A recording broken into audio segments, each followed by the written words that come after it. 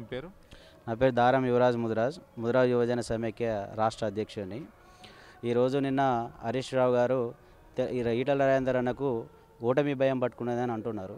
నేను అడుగుతున్న హరీష్ రావు గారిని, మీకు నిజంగా చిత్తశుద్ధి ఉంటే మా ఈటల రాజేందర్ అన్నకు ఓటమి భయం పట్టుకొని ఉంటే మీరెందుకు ఇక్కడ ప్రజలను భయభ్రాంతులకు గురి చేస్తున్నారు?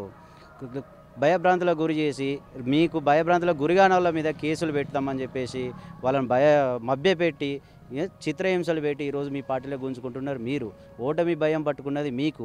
నిన్నగాక మొన్న పెద్దపాపాయపల్లె గ్రామంలో ఒక ఇద్దరు ముద్రా సంఘానికి సంబంధించిన నాయకులు మీ పార్టీలోకి వస్తే వాళ్ళు మొత్తం గ్రామం మొత్తం ముద్రా సంఘం వచ్చిందని చెప్పేసి పేపర్ స్టేట్మెంట్ ఇచ్చుకున్నది మీరు.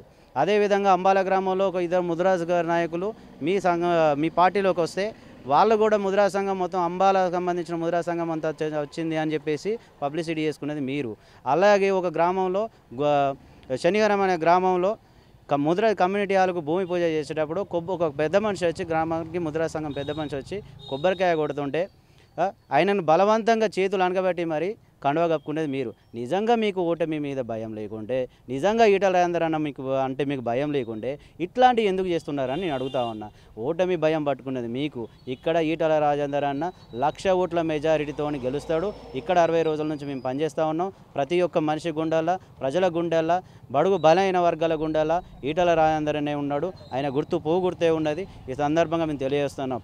ఈ విధంగా మేము తెలియజేసేది ఏంటంటే, ఇక్కడ ముదిరాజు బంధువులు అందరూ, ముదిరాజు సంబంధించిన నాయకులందరూ, ముదిరాజు సంఘం ప్రతి గ్రామంలో ఈటల రాజేందర్ అన్నే ఉన్నాడు. వాళ్ళ గుండెల్లో ఈటల రాజేందర్ అన్నే ఉన్నాడు.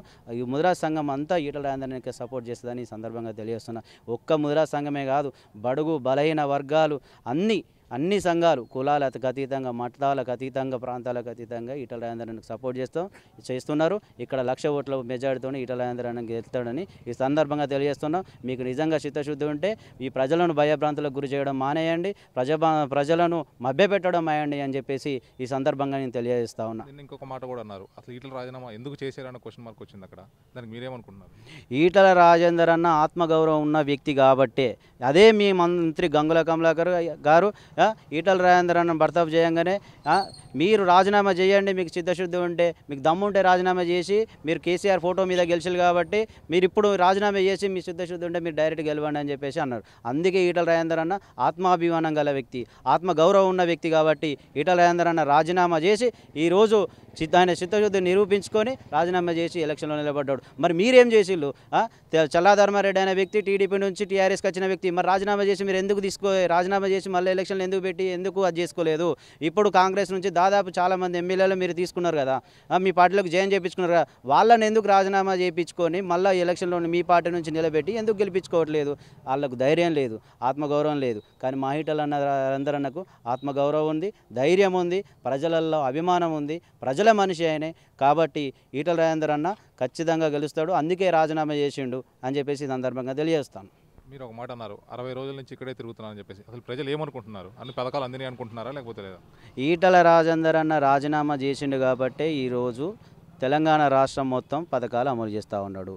ఈటల రాజేందర్ అన్న రాజీనామా చేసిండు కాబట్టే దళిత బంధు అనే పథకం వచ్చింది. దళితులందరూ కూడా ఈటల రాజేందర్ అన్న రాజీనామా చేసింది కాబట్టి మాకు ఈ దళిత బంధు వచ్చింది, లేకుంటే రాకపో అని చెప్పేసి ప్రజలు అంటూ ఉన్నారు. కాబట్టి ఈటల రాజేందర్ అన్నకు మీ ఓటేసి గెలిపించుకుంటే ఇక్కడ ఉన్న నియోజకవర్గ దళితులకే కాదు, తెలంగాణ రాష్ట్రం మొత్తం ఉన్న దళితులకు ఉపాధి కలుగుతుంది. తెలంగాణ రాష్ట్రం మొత్తం ఉన్న దళితులందరికీ దళిత బంధు ఇవ్వగలుగుతాడు. కాబట్టి మాకు ఇక్కడ దళిత బంధు ఇచ్చినా కూడా ఈటల రాజేందర్ అన్న గెలిపించుకుంటాం.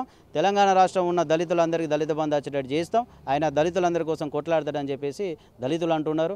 అదేవిధంగా ఈ గత 7 సంవత్సరాల నుంచి పెండింగ్లో ఉన్న రేషన్ కార్డులు కావచ్చు, పింఛన్స్ కావచ్చు, ఇవన్నీ ఈటల రాజేందర్ అన్న రాజీనామా చేసి ఇప్పుడు బీజేపీ పార్టీలో చేరి ఎలక్షన్కి పోతుంటేనే ఇచ్చిండు. కాబట్టి ఈటల రాజేందర్ అనే మాకు దేవుడు అన్నగా గెలిపించుకుంటే తెలంగాణ మొత్తం సమాజం బాగుపడుతుంది అని చెప్పేసి ఇక్కడ ప్రజలు అంటున్నారు. ముందు మీ సపోర్ట్ ఎలా ఉండబోతుంది ఈటల రాజేందర్ గారికి? ఈటల రాజేందర్ అన్న కోసం మేము ఎంతకైనా కొట్లాడడానికి సిద్ధం, అన్నను గెలిపించుకోవడానికి మేము ఎంతటి పోరాటానికైనా సిద్ధమని తెలియజేసుకుంటాం.